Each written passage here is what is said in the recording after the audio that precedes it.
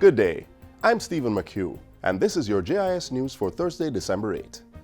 Prime Minister Andrew Holness has pledged to work with the members for the Partnership for a Prosperous Jamaica, PFPJ, to achieve the shared vision of a flourishing country. Mr. Holness made the commitment Wednesday as he, along with members of the private sector, civil society, and trade unions, signed a new 4-year social partnership agreement. And that's the basis of the partnership, for all the stakeholders to figure out how to move from a win-lose to a win-win, so that we all can have the benefit of these ambitious goals that we all agree are necessary. So the partnership is not just signing a piece of paper. For me, it is a very important mechanism to manage change, resolve conflict. The PFPJ, which is to be managed by the National Partnership Council, has 5 priority goals. They are inclusive growth and job creation, public sector transformation, adherence to the rule of law, debt reduction and macroeconomic stability, and intersectoral linkages. Meanwhile, Prime Minister Andrew Holness says Jamaica and Cuba have vowed to deepen collaboration on trade, tourism, climate change and disaster mitigation, as well as culture and education. We have affirmed the commitment to examine the possibilities at the bilateral level to improve the current state of economic relations and methods for expansion, especially in light of the new dynamics in U.S.-Cuba relations. Among the possible areas identified for action are a much stronger mechanism for cooperation in culture through music and the creative industries. Mr. Holness was speaking in Parliament Tuesday, where he led tribute to the late former president of the Republic of Cuba, Fidel Castro.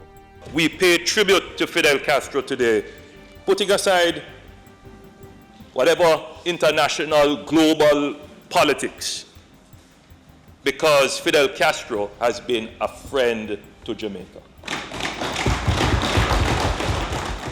The Islington police station in St. Mary will be able to provide improved security with its new closed-circuit television CCTV system. The system was donated to the station by Quest Security.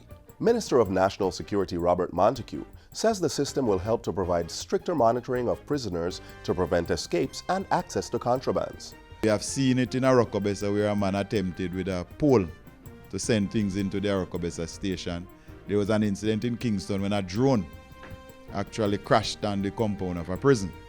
We really don't know what it was doing or what it was carrying, because there was a package that was not retrieved. So the CCTV system will help us to keep the station safe, to keep the prisoners safe, and to keep the men and women who serve here safe. Minister Montego says the rollout of CCTV systems will also provide scientific evidence to prosecute cases. He says a project is being implemented to network CCTV systems in the towns of Maypen, Mandeville, Montego Bay, and Ocho Rios for centralized monitoring. Starting in January 2017, the Ministry of Health will be offering immediate antiretroviral therapy for persons who test positive for HIV. The move is in line with guidelines from the World Health Organization, WHO.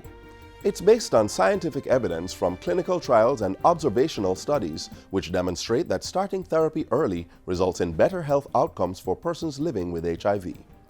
Chief Medical Officer Dr. Winston Delahaye announced the new policy direction recently. He was addressing the Health Ministry's 26th Annual Review and Planning Retreat held in St. James.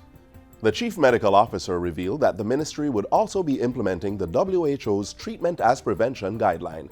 It calls for offering a treatment that virally suppresses the disease to people at substantial risk for HIV infection. It is estimated that over 29,000 people are currently living with HIV in Jamaica, but approximately 19% are unaware of their status. And finally, the Consumer Affairs Commission, CAC, is encouraging shoppers to be vigilant during the Yuletide season. Acting Director of Communications at the CAC, Dorothy Campbell, says that due to increased shopping activities at Christmas, many consumers are usually not exercising due diligence, especially with online purchases. You see a picture on Facebook and you double click on that picture and somehow you think this is a nice dress and you ought to get it. Don't use your bank information on links like that. Go online, go into the search engine, type the name of the store, look for that green padlock and HTTPS, remember that S, before you start entering your banking information. Shoppers are also urged to read the labels and manuals carefully before and after a purchase, and all appliances should be tested before leaving the store. Test that item when you buy it in the store. Look for that UL stamp on the cord to ensure that it's not some fly-by-night wiring. Ensure that when you plug it in, it doesn't spark. We're also asking that you ask for a written warranty for that item before you leave the store. Ms. Campbell was speaking at a recent JIS think tank. And that's it for JIS News Today. I'm Stephen McHugh. Thanks for watching.